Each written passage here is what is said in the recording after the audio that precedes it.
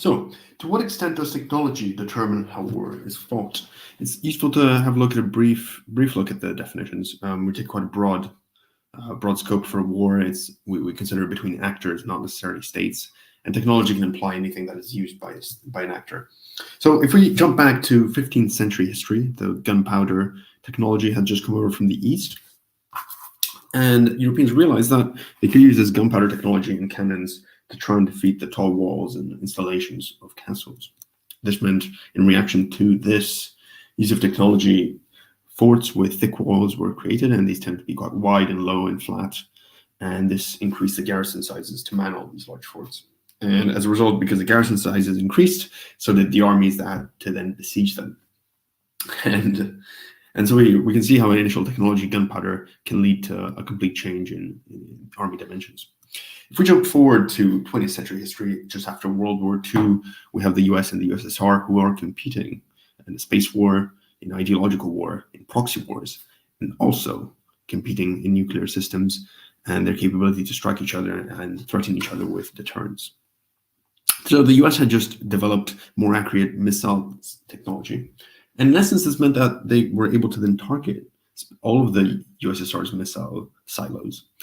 And the USSR realized this and realized that they would no longer have the capability to retaliate against the US. And so this spurred innovation and growth and change to then create Triad, where nuclear missile weapons were put onto planes and on submarines. And it changed fundamentally where and how missiles are deployed.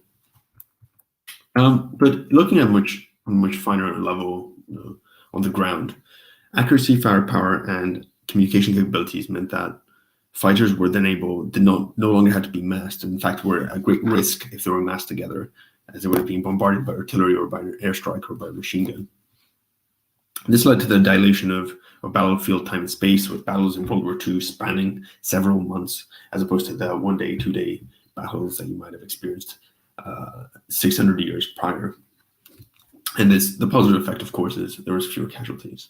Now, so far we've looked at very examples that encompass two large actors fighting against each other.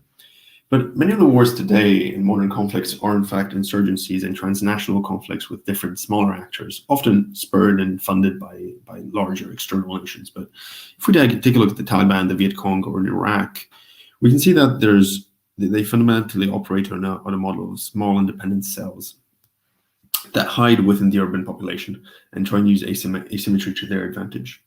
Then with the advent of cyber and digital, they found new ways to fund themselves, to communicate, to recruit people. And yeah, this has become a very useful capability for them. So technology of cyber has changed and allowed them to scale and be international and find support and a safe space from, for example, US forces in Afghanistan against the Taliban, for example. But it hasn't just been small actors that have been using these. Large states and powerful states have been. Israel experienced a sabotage to their water treatment facility, and in reaction, an Iranian port facility was hacked.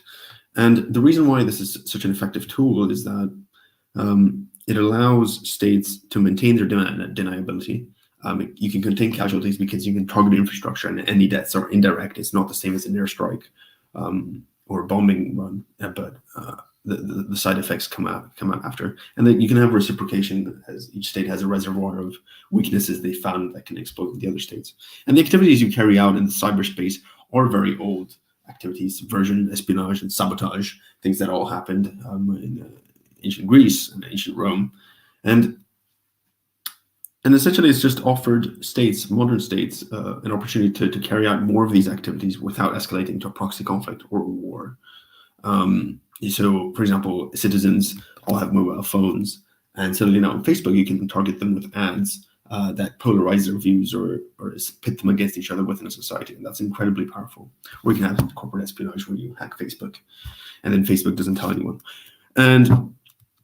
And so that's essentially how technology has changed the capabilities that states have, but not necessarily the core actions have actually remained the same. And if we look at, we only have a few seconds left, but we should consider other factors, including logistics. Acclimatization in the Boer War was super important because cavalry would have then been able to charge. And